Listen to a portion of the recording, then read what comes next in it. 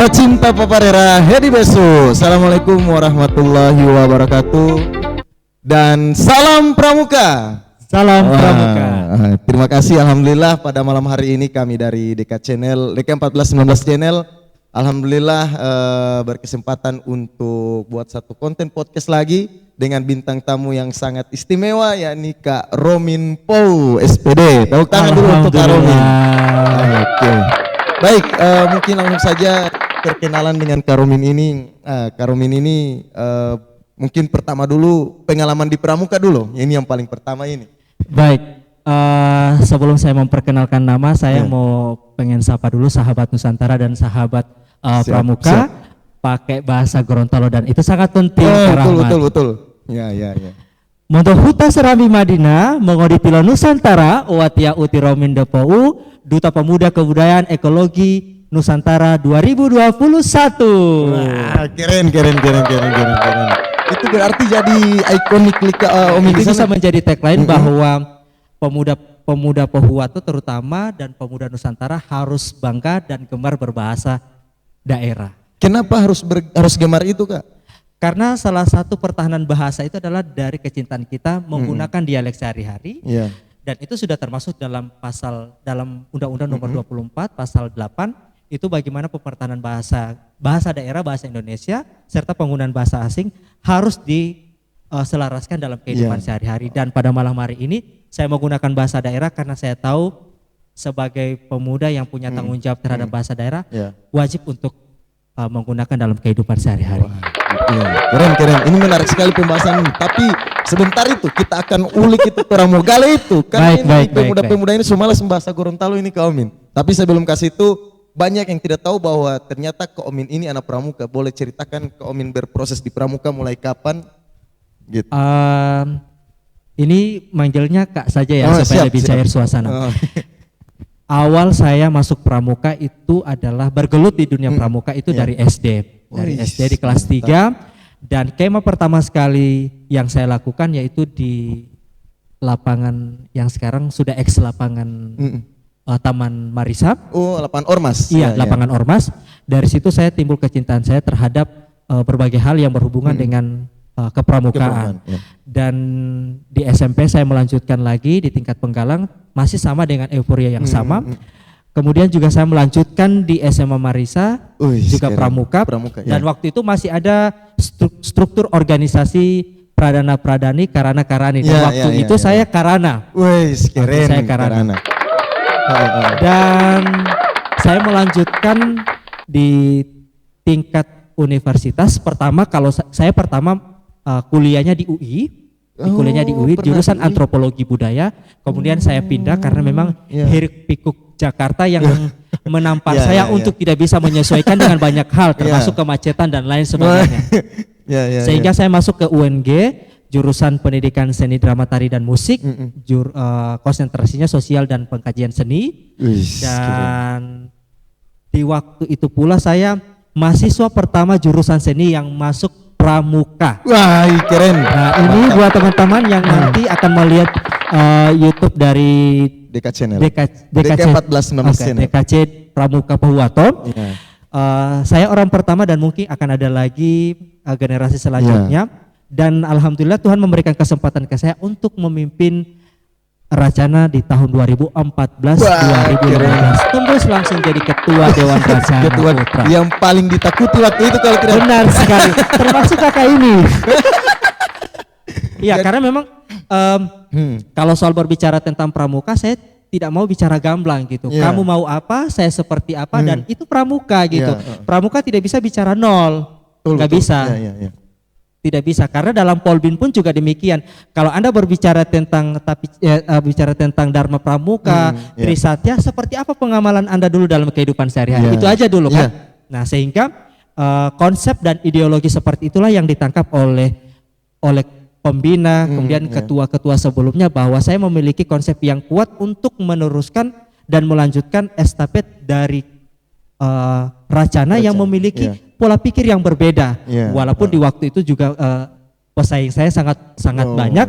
Waktu itu ada 4 calon dan termasuk juga mereka orang-orang yang memiliki tamparan besar kepada saya seperti apa memimpin Dewan Racana yang sifatnya masih ambigu. Sehingga saya datang dengan warna yang baru, Racana menghadirkan suasana baru. Dan perlu diingat pula, waktu saya jadi ketua Dewan Racana, yang tadinya gedung UKM itu tidak dipakai, karena saya berani membicarakan itu kepada pihak rektor, saya dan teman-teman menggagas untuk pertama kali menempati gedung UKM yang sebelum dan sesudah saat ini. Jadi diikuti oleh seluruh UKM dan UKK. Keren. Makanya hal yang sangat saya syukuri adalah cikal bakal dan pengalaman dari Pramuka sampai dengan detik ini masih saya gunakan. Sehingganya saya bilang tadi, berbicara tentang Pramuka, lo mau ngomong apa gitu, nggak bisa kosong. Betul. Jadi apakah Karomin juga merasakan, gini kan Karomin adalah duta pemuda Indonesia, bisa saya katakan seperti itu. Apakah juga Tikaromin merasakan bahwa saat ini yang Tikaromin dapat itu tidak lepas dari karena Tikaromin kemarin berproses betul-betul di gerakan Pramuka?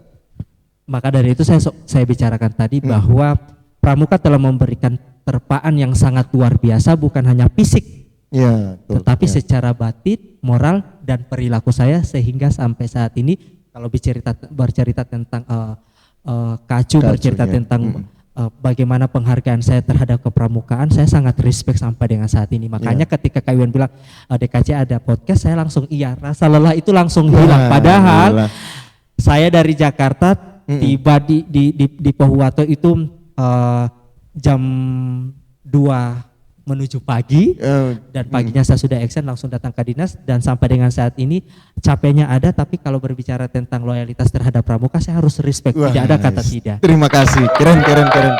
Ini ya, memang ini yang masih kurang di para peserta didik Kak, bahwa rasa memiliki itu yang belum ada. Bantara bahkan sudah Pramuka Garuda, tapi rasa memiliki itu yang tidak ada, dan ini harus perlu dicontoh untuk kakak-kakak yang menonton podcast DK Channel pada malam hari ini. Terus Kak, ini jadi duta pemuda itu kan tidak gampang. Jadi duta pemuda itu tidak gampang.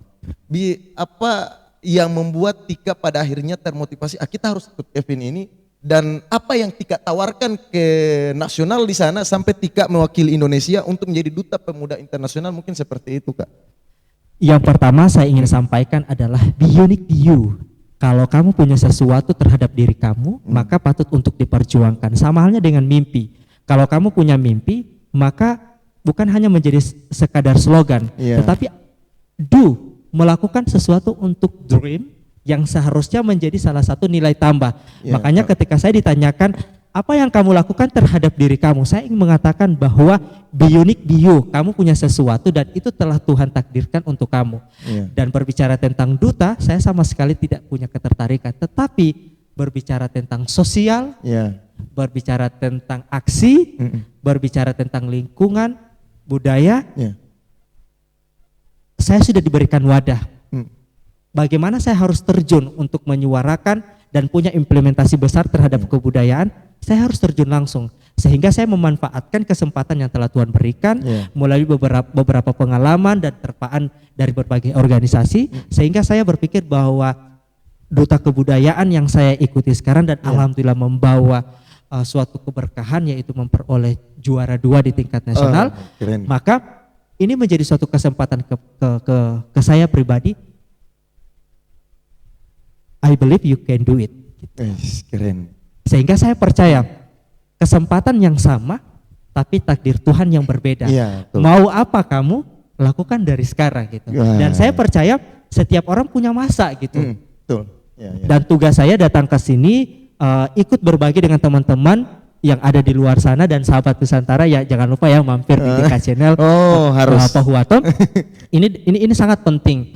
Kalau kamu punya sesuatu, lakukan dengan bismillah, lakukan dengan niat, dan mulai dari hal yang kecil. Samanya dengan saat ini. Saya mau mulai dari hal yang kecil. Itu bukan cuman saya bayar dengan air mata, tapi dengan lelah, dengan emosi, benar, dengan rasa kecewa. Tetapi kembali lagi, kalau kamu punya sense of belonging terhadap diri kamu dan bagaimana kamu mampu memberikan gambaran terhadap pemuda ideal itu seperti apa, maka segala sesuatu akan mudah dan akan ada rasa kepuasan terhadap batin. Dan sampai dengan saat ini saya merasa kepuasan batin saya, alhamdulillah bisa saya bagikan dari berbagai hal. Makanya untung dan ruginya saya terhadap segala sesuatu saya tidak melihat itu, tetapi kebermanfaatan saya sebagai pemuda untuk daerah dan Indonesia itu seperti apa. Iya, betul. Begitu Kak Rahmat. Terus yang ketika Romin bawa ke nasional itu sampai ke proposal yang Romin tawarkan ke nasional bahwa saya layak untuk jadi duta kebudayaan, itu apa Kak proposal yang ketika bawa ke nasional? Jadi waktu itu saya akan ceritakan dulu bagaimana saya terpilih. Jadi waktu itu Yayasan Arunika Cipta Abadi adalah penyelenggara. Mereka adalah yayasan. Nah mereka yayasan berdiri yang sudah punya legal hukum, dan saya mencoba mendaftarkan diri. Setelah saya mencoba mendaftarkan diri, saya lolos secara privilege. Lolos secara privilege itu adalah saya hanya diuji dengan beberapa pertanyaan melalui via telepon dan WA, dan mereka sudah mengetahui, oke, kamu akan mendapatkan hak veto dan 1 tiket untuk mengikuti ajang Duta Kebudayaan Indonesia tanpa seleksi. Keren nggak tuh? Keren. Saya ceritakan, semua daerah melakukan seleksi, interview, wawancara dan tes tertulis. Saya tidak.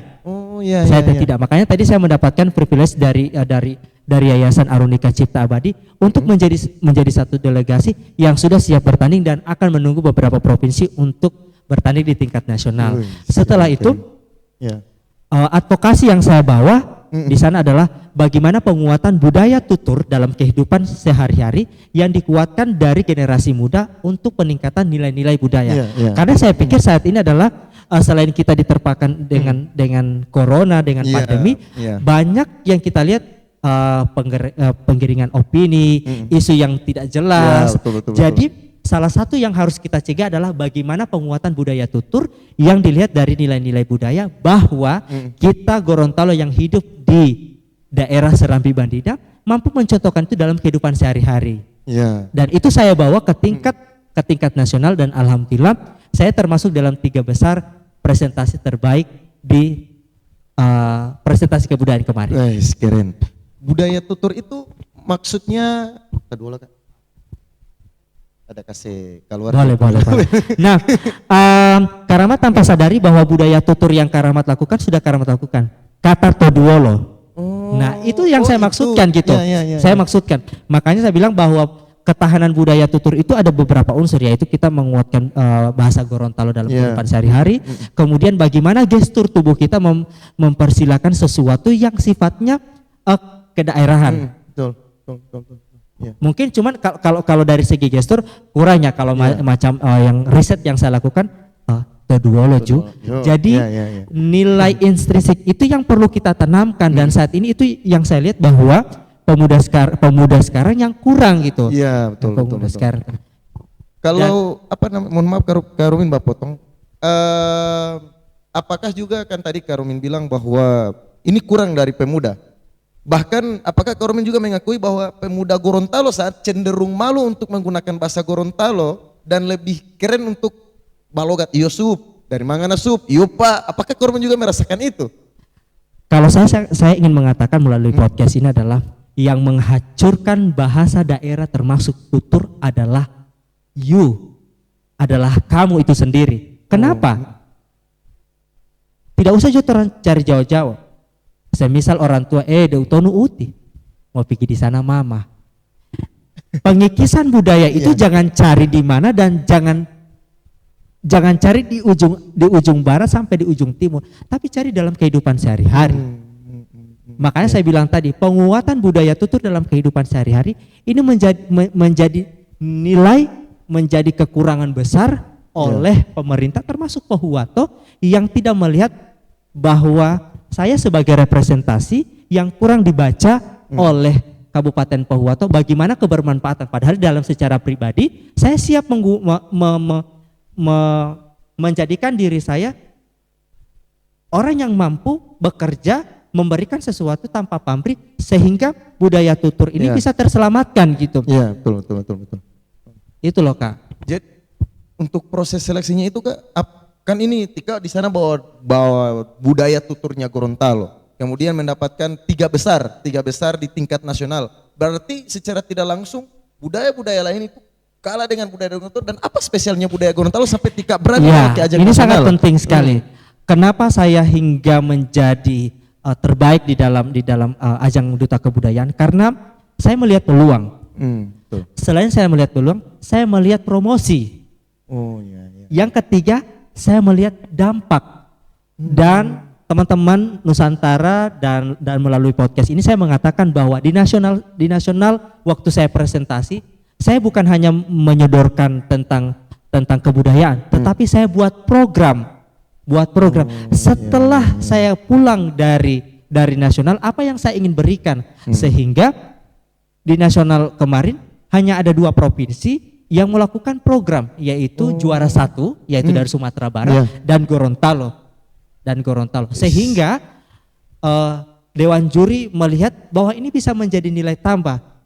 Orang datang ke sana di nasional itu bukan cuma datang mempresentasikan, tetapi apa feedback terhadap daerah. Dan salah satunya adalah terima kasih Odu Olot kepada DK Channel yang sudah memberikan apresiasi. Dan ini juga salah satu langkah representasi bagaimana menguatkan nilai-nilai budaya tutur melalui podcast gitu. Sehingga program yang saya buat waktu saya presentasikan adalah Memungulipu. Artinya adalah bercerita, bertutur melalui daerah itu sendiri. Sehingga mereka kaji apa sih, seperti apa, bagaimana gitu. Dan alhamdulillah saya sudah diberikan wadah oleh DKCP Pohuwato untuk hadir di sini. Saya benar-benar terima kasih banget sudah diberikan kesempatan. Ini juga kebanggaan bagi kami kedatangan langsung oleh Duta Kebudayaan Indonesia terbaik kedua dan berhasil mengharumkan nama Gorontalo. Ngomong-ngomong Kak, itu yang sudah berapa perwakilan pemuda yang mendapatkan gelar Duta Kebudayaan Indonesia terbaik kedua? Sudah berapa orang atau baru Tika? Untuk yang kalau penyelenggara adalah tahun ini. Tahun angkatan pertama. Angkatan pertama. Yang ikut berapa orang? 21 provinsi. 21 dari Gorontalo cuma? Saya sendiri. Ih, keren. Dan itu mandiri? Alhamdulillah mandiri. Wah, keren, tapi saya luruskan seperti ini. Mandiri dalam tanda kutip, saya tetap disupport melalui doa, melalui semangat, dan itu saya harus akui gitu. Dan walaupun kedengarannya terlalu biasa, tetapi saya berpikir bahwa saya harus mengambil andil bahwa semangat yang diberikan, doa yang diberikan, dan dengan keterbatasan dana, dan saya juga harus memahami sistem regulasinya seperti apa, tapi tidak mengurangi semangat saya untuk kembali ke daerah apa yang saya ingin berikan. Dan saya menunggu feedback apa yang daerah berikan kepada saya terhadap diri saya siap untuk mengabdi daerah. Tergantung feedbacknya seperti apa gitu. Dari saya sudah siap sih sebenarnya. Kak, ini kan banyak sekali budaya-budaya Gorontalo yang bisa Tika mau bawa ke nasional, misalnya Karao. Berikut misalnya ada Bili Umakuta dan sebagainya, ada Polo Palo, ada Tonggade, ada Langga. Kenapa Tika lebih tertarik membawa soal budaya tutur ke tingkat nasional dibanding dibanding yang tadi saya sebutkan itu Kak? Ada pepatah mengatakan bahwa ijazah itu menandakan Anda pernah belajar. Tetapi ketika Anda memiliki adab, berarti Anda punya pikiran yang cerdas. Artinya tolok ukur terhadap orang yang memiliki ijazah S1, S2 tidak dilihat dari situ. Tetapi sejauh mana Anda memiliki sikap dan perilaku yang dilihat dari cara ngomongnya. Oh iya. Karena saya tahu bahwa melihat orang punya respect atau penghargaan yang tinggi adalah dengan 7 detik. Saya melihat Kak Rahmat dan beberapa adik tadi yang menyapa saya. Kesan pertama saya adalah first impression adalah aduh anak itu punya humble personality yang luar biasa. Sehingga yang tadinya saya tidak kenal, saya nyaman. Nyamannya karena kenapa? Itu tadi. Betul. Anda boleh tidak punya ijazah gitu, tetapi kalau Anda punya humble personality yang kuat, itu bisa jadi modal Anda di dunia dan akhirat. Percaya deh. Jadi makanya dari itu nilai tutur itu menjamin kualitas hidup Anda gitu loh. Kenapa saya tidak membawa Karao, tidak membawa Langga dan lain sebagainya, karena saya pikir itu bukan tidak penting, tapi ada nilai X dan in yang perlu kita paparkan bahwa orang hidup di daerah Bumi Serambi Madinah, adat bersendikan sara-sara bersendikan kita bula, yang semuanya diatur oleh adat dan agama, dan salah satunya adalah budaya tutur. Itu yang menurut saya yang belum dibaca oleh delegasi manapun untuk dipresentasikan. Sehingga saya melihat peluang ini, saya bangga mewakili Kabupaten Pohuwato yang dikenal dengan slogan Madani, dengan memiliki Tugu Maleo. Saya berharap bahwa bukan kepakan sayap aja yang lebar, tetapi bagaimana eksistensi pemuda juga hebat gitu. Keren. Saya berharap bahwa podcast yang digagas oleh DK Channel ini benar-benar diapresiasi, dikembangkan, bukan hanya di tingkatan daerah saja, tetapi bagaimana daerah punya feedback untuk generasi muda, dan ini sangat luar biasa banget. Terus Kak, apa itu nama untuk pemuda-pemuda Pohuwato sejauh ini tidak melihat kan ini mulai mengalami degradasi kebudayaan dalam hal tutur kata, kesopanan, bahkan dalam penggunaan bahasa Gorontalo. Apakah ketika bawa ini proposal ke sana, di samping bahwa ini sudah menjadi ini sudah mulai hilang bagi pemuda, apakah ada niatan lain? Oh, ini sudah mulai hilang, jadi harus kita bawa. Apakah hanya sekedar mengambil peluang itu, atau ada niatan lain atau output yang kita dapatkan dari ketika bawa proposal ini ke tingkat nasional begitu Kak? Setelah lomba, saya pasti akan balik ke daerah, dan saya berharap ada keberlanjutan dari program ataupun kegiatan yang bersifat memberikan informasi, memberikan motivasi kepada pemuda. Saya bukan hanya hadir dalam podcast saja, tetapi saya harus terjun langsung. Kenapa saya harus terjun langsung? Saya ingin melihat, mengukur sejauh mana kebermanfaatan budaya tutur, kebermanfaatan nilai-nilai budaya yang ada di Gorontalo yang sudah diwariskan oleh nenek moyang kita terhadap dalam kehidupan sehari-hari. Karena saya pikir bahwa muatan lokal itu sudah tidak ada di dalam sekolah, kemudian nilai-nilai yang ada di mata pelajaran PPKN misalnya, atau sosiologi, atau mata pelajaran yang berhubungan dengan etika, sopan santun dan tata krama, itu sudah tidak ada. Saya pikir adalah berikan kesempatan kepada pemuda untuk terjun langsung walaupun dalam bentuk swadaya. Dan saya pikir bahwa pemerintah terlalu sibuk dengan hal-hal yang bersifat kedaerahan untuk pembangunan bagaimana daerah itu maju, tetapi mereka tidak lihat bahwa peluang besar terhadap generasi muda diberikan wadah adalah seperti hal ini. Tadi pengalaman Lika berpramuka, kemudian Tika mengakui bahwa peran pramuka terhadap prestasi yang hari ini Tika dapatkan itu sangat besar. Berikut juga sampai Tika berani membawa satu kebudayaan yang memang harus orang akui ini sudah mulai luntur. Dan menurut Tika sebagai duta kebudayaan yang berhasil mengharumkan budaya tutur, dalam hal ini bahasa Gorontalo, apa yang bisa Tika berikan tips dan trik supaya pemuda-pemuda sekarang itu terangsang kembali untuk menggelorakan ini budaya Gorontalo yang semakin lambat laun semakin hilang begitu. Oke. Saya akan berikan contoh dulu seperti apa saya mempresentasikan Gorontalo melalui diri saya. Jadi DK Channel dan sahabat budaya yang dimanapun Anda berada, jadi di nasional kemarin itu saya adalah mempresentasikan diri saya adalah seperti ini. Mondohuta lo Serambi Madinah, mongoditi lo Nusantara, watia utiromin depou, mondohulondalo delegasi lio lo Pohuwato, to bumi-bumi lo Umadina. Jadi artinya adalah saya hadir dan tumbuh di tanah Serambi Madinah. Halo sahabat Nusantara, saya Uti atau saya Romin Depou, delegasi dari Gorontalo, dari tanah bumi Maleo, tumbuh dan besar dan madani untuk hidup lebih sejahtera. Itu salah satu contoh bagaimana kita merepresentasikan diri kita melalui dalam kehidupan sehari-hari dalam budaya tutur gitu. Betul. Untuk bahasa Gorontalo ini kan ini yang kita tahu bahwa sekarang bahasa Gorontalo yang sekarang ini mungkin anak-anak muda yang ngasal pakai bahasa Gorontalo, wa udeng orang tua, padahal kan ada watia kan itu yang lebih sopan. Bahasa Gorontalo yang dikenal ini bahasa Gorontalo kasar atau yang semulai ada perubahan begitu Kak? Saya bingung ini. Jadi kalau bercerita tentang asimilasi dan alkulturasi kebudayaan kita tidak bisa pungkiri, karena memang sekarang kita sudah masuk pada 5.0. Jadi sahabat Nusantara dan DK Channel ini sudah bukan 4.0 lagi ya, sudah 5.0. Sehingga degradasi yang Karamat sebutkan tadi, asimilasi dan akulturasi itu harus kita terima. Sehingga ketika ada perbedaan dalam penyebutan dialek bahasa Gorontalo yang tadinya uti porijikipo. Nah, porijikipo adalah bentuk kata yang sangat halus. Nah, jadi kalau misalnya itu sangat halus, sehingga saya secara pribadi sangat melihat bahwa itu sudah jarang dilakukan porijikipo. Yang banyak dilakukan adalah pongapo. Itu tidak salah. Itu tidak salah. Tetapi kalau di dalam bahasa Inggris kan ada verb 1, verb 2, verb 3 gitu. Tergantung pada masa kini atau masa lampau gitu.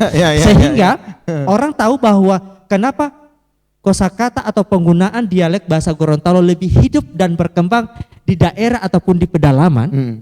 Karena apa? Mereka tahu merawat dan mereka menuturkan itu dalam kehidupan sehari-hari. Sehingga jangan heran apabila ada perbedaan dalam penyebutan bahasa Gorontalo yang saya sebutkan tadi. Contoh kecilnya adalah uti porijikipo. Itu yang sudah jarang kita dengar. Tapi yang kita lihat uti pongapo. Sebenarnya itu tidak jadi masalah dalam tatanan bahasa.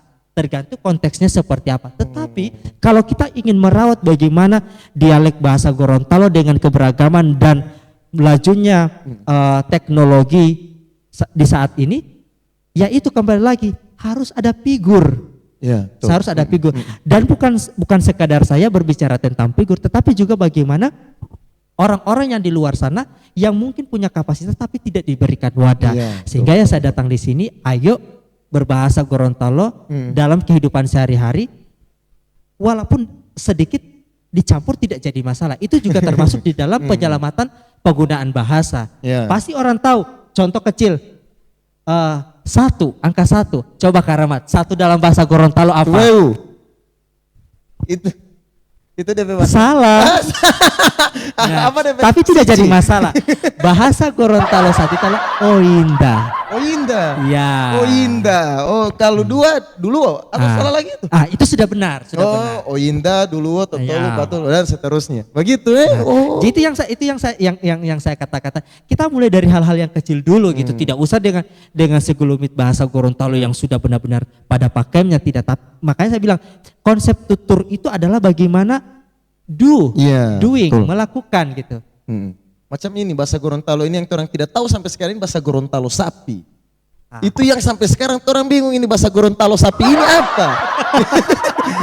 Yang siapa tahu Tika Romin tahu di sini tapetnya saya punya pertanyaan. Kalau saya pernah diberikan pertanyaan itu, kalau orang bilang bahwa di dalam pakem bahasa itu adalah ada yang namanya bahasa yang diambil pembakuannya dari bahasa daerah itu sendiri.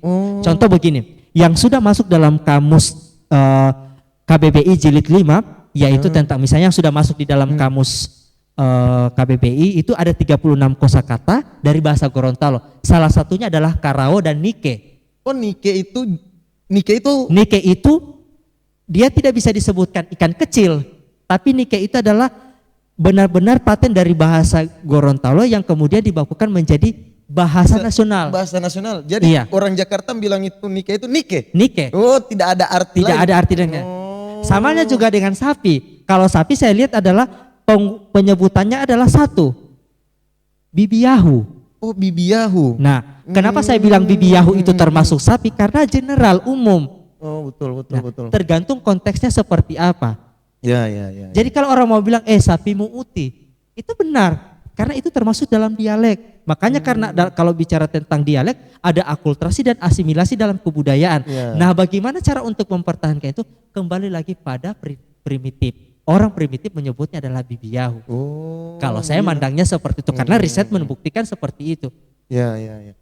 Itu lagi, ini kalau orang bacumu ini pintu, jandela. Kalau dalam bahasa Gorontalo yang asli itu barangkali Tika Romin ini jadi pertanyaan besar ini pas saya oleh pintu ini pasti ada bahasa Gorontalo halus ini. Masih konsep yang sama. Kalau saya bicara tentang pintu, jendela, Mungkin kalau saya keliru tidak jadi masalah atau mungkin bisa diberikan komen dalam YouTube DK Channel, yaitu kalau saya dengar dari beberapa petua, beberapa orang-orang dulu bahwa pintu dan jendela itu bubunggalo. Oh, bubunggalo. Nah, kalau saya mikirnya begini, oh bubunggalo, saya coba buka kamus. Oh, bubunggalo itu adalah tempat kita keluar dan masuk gitu. Oh, Gitu. jadi satu kata tapi dua arti yang berbeda. Benar. Oh, ya. Itu seperti itu. Oh, jadi alhamdulillah sudah jawab ini pertanyaan ini. Jadi Bibiyahu Bubunggalo. Oke. Sama-sama Ada juga yang sangat keliru ini yang berhubungan dengan kita dalam kehidupan sehari-hari. Kalau Karamat mengenal anak itu apa? Anak walao. Walao. Ini juga ilmu baru. Kebetulan saya sudah lebih tahu, jadi saya sampaikan. Siap. Walao itu adalah sebutan anak yang sudah keluar. Tapi kalau anak itu bahasa halusnya adalah banda. Oh, banda. Kalau banda lolipu. Oh, banda. Jadi itu anak. Kalau walau itu yang sudah keluar dari. Benar. Oh, ya. Dapat ilmu baru banda. ini. Harus subscribe ini channel. Jadi makanya ini video. makanya kenapa ada yang menyebutkan di mama banda hati. Iya. Nah, banta-banta itu pasti orang artikan malah dia memikul sesuatu yang besar. Dia memikul sesuatu yang benar-benar untuk menghidupkan keluarga, anaknya. Tapi kalau dalam konteks kajian bahasa bahwa ini juga termasuk tutur bahwa banta itu adalah anak gitu. Jadi kalau mau dikorelasikan arti bahwa memikul beban yang besar, bahwa ternyata anak ini tanggung jawabnya besar. Ya. Jadi begitu. Memang keren ini bahasa Gorontalo. Memang. Ya, terus itu Kak, apa DP nama? Bahasa Gorontalo yang kemudian Tika bawa ke ajang nasional ini sampai Tika menjadi terbaik kedua. Ini apa output yang Tika harapkan dari sana setelah Tika balik mengikuti ajang tersebut? Apa output yang Tika harapkan begitu?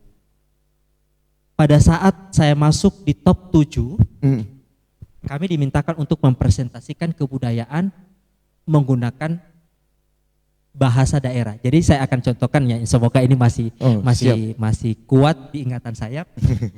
Jadi di sana saya dalam Mondohuta lo serami Madina watiyate uti dolo tolando ngamila cahaya lio lo lipu mondo tuturu lo bahasando to Orlando ngamila mo odelo to Orlando mondo huta to ubo banilio ada ti hula-hula to syara'a syara hula-hula to Qur'ani tahu dalio lo mo panggolando tahu dalio wow paduma lo ito ngamila kiblatilio lo masyarakat tindo wow ada tindo.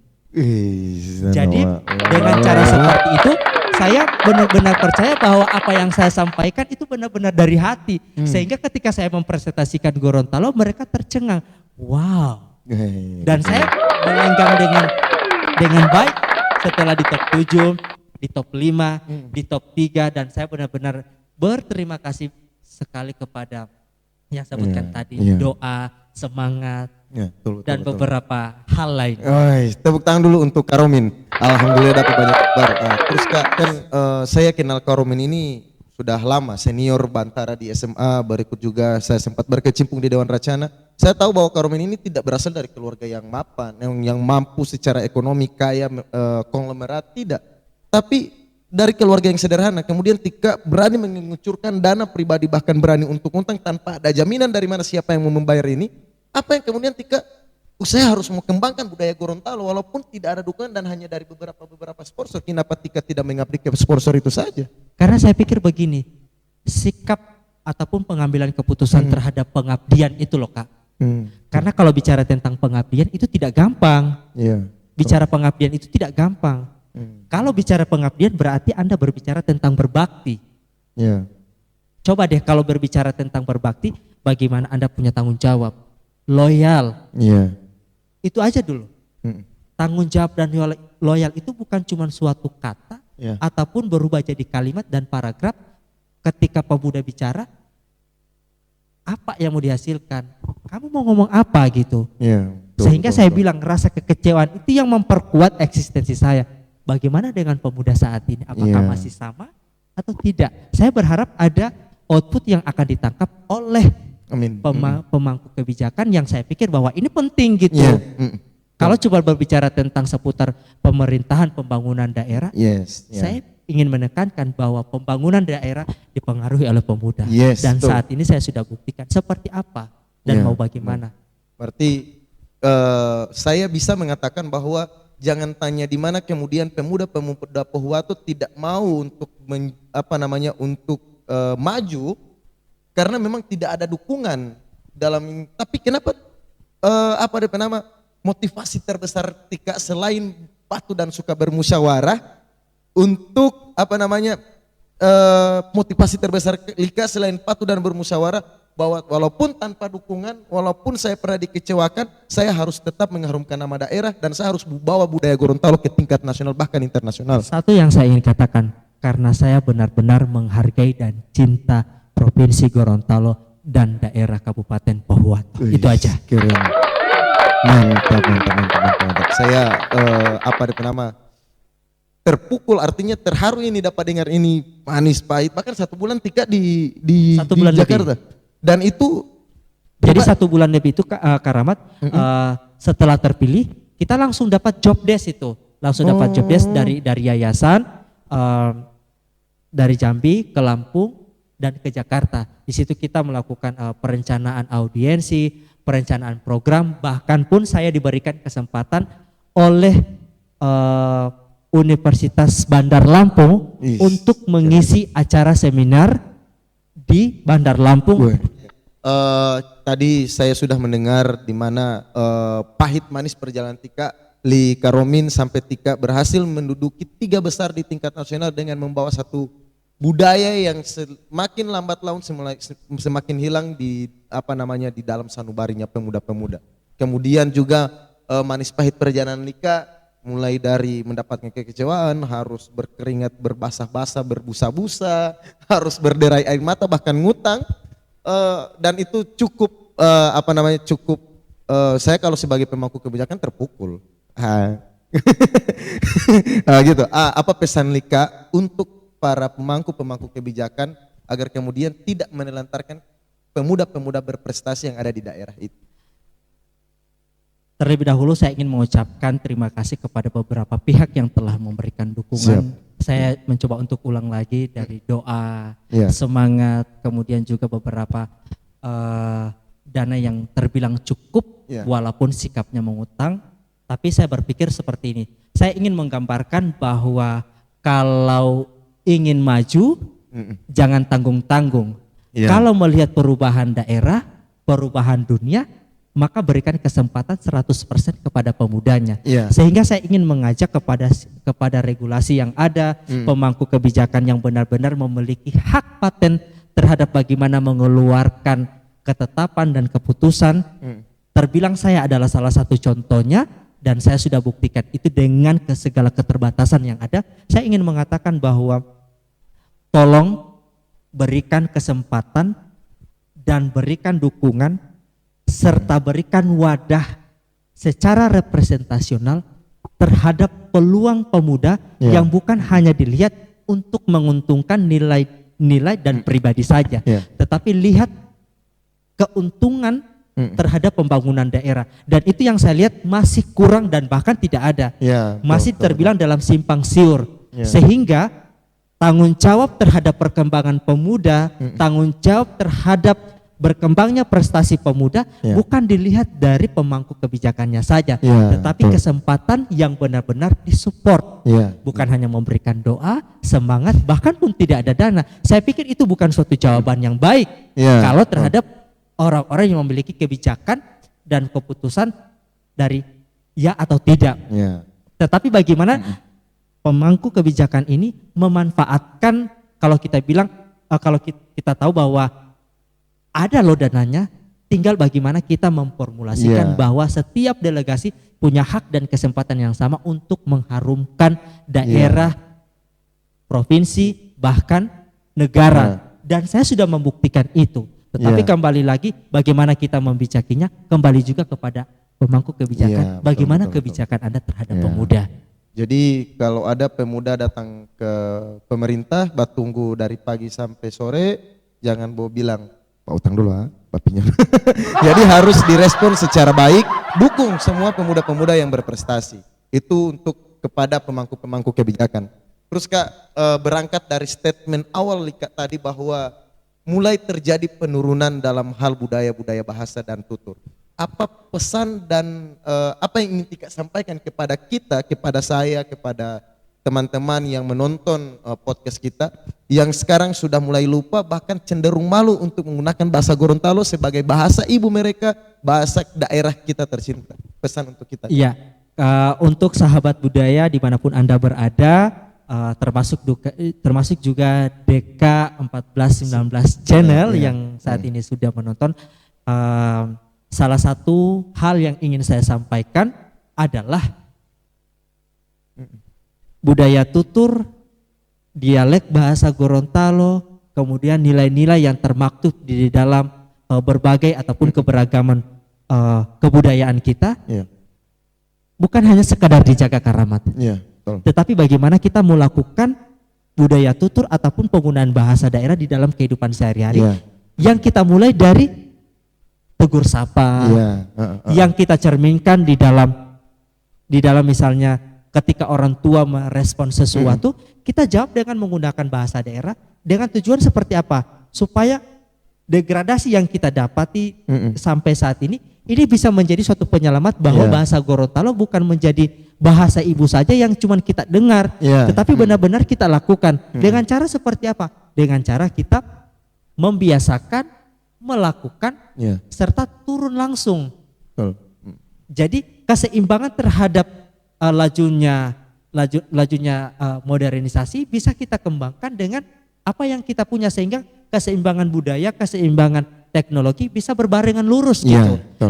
Jadi tidak timpang sebelah. Sehingga saya mengajak kepada DK 1419 channel bahwa salah satu langkah yang representasional adalah seperti ini. Mereka menghadirkan podcast yang juga menampung pemuda-pemuda yang berprestasi ataupun di luar ini benar-benar konten yang sangat kreatif dan konten-konten yang dapat melahirkan bahwa perubahan dan dinamika dalam kehidupan sosial itu kita mulai dari kehidupan sehari-hari dulu. Sehingga saya mengajak bahwa tolong Japolito itu ngamila mau bisa Gorontalo dalam kehidupan sehari-hari.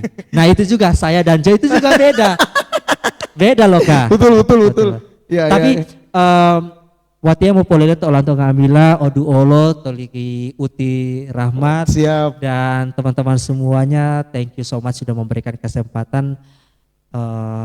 Just to be honest, I'm happy. Guys, thank you. Makasih banyak. makasih banyak. Kak, mungkin closing statement untuk kita para pemuda-pemuda dan para khususnya pemerhati pemuda dalam hal ini adalah pemerintah. Closing statement Kak untuk podcast kita pada malam hari ini. Baik. Jujur itu adalah juara, maju bersama hebat semua. Budaya kita bahagia dan kita semua sejahtera. Saya Romin Depo, Duta Pemuda Kebudayaan Ekologi Indonesia 2021 mengucapkan terima kasih. Mantap, keren. Mantap. Jadi kakak-kakak penonton DK Channel dan sahabat Nusantara, mau izin mau pakai. Sahabat Nusantara, jangan lupa like, komen dan subscribe channel YouTube DK 1419 channel dan dukung terus channel kami dan jangan lupa bagikan. Siapa tahu nanti semua jadi di video saya membagikan sama Tika Romin. Sekali. Nanti Tika Romin bagikan. Siap. Kan mungkin sudah ada DP grup Duta Budaya Internasional kan. Sama tahu semua jadi 1.000 orang bisa subscriber. Amin. Jadi perlahan tapi pasti. Oh amin, siap pasti itu. Yang penting konsisten. Nah ya. Dari Kobusir saja pernah di 306 subscriber. Benar. Dia saja pernah menginjak itu sampai dengan sekarang cuannya sudah lebih dari miliar. Semoga teman-teman semua akan berada di fase itu tapi dengan konsisten is the key. Ya, istiqomah. Itu benar sekali. Jadi harus istiqomah. Jadi begitu kakak sekalian, terima kasih telah menyaksikan podcast DK 1419 channel dan terima kasih untuk Kak Romin telah hadir di ruangan yang boleh nggak saya mau sampaikan dan Karamat Iko. Jadi ketika saya bilang Duta Kebudayaan Indonesia, muda berbahasa berbudaya. Muda berbahasa berbudaya. Oke. Coba ya. Muda berbahasa. Muda berbahasa berbudaya. Oke, boleh. Oke, DK14 19 channel dan sahabat Nusantara dimanapun Anda berada, tagline ini sangat penting. Oke, kita coba. Duta Kebudayaan Indonesia, muda berbahasa berbudaya. Keren. Terima kasih. Saya Rahmatullah Haras, mohon undur diri dan tetap stay dan tetap jangan lupa komen. Itu DP pesan.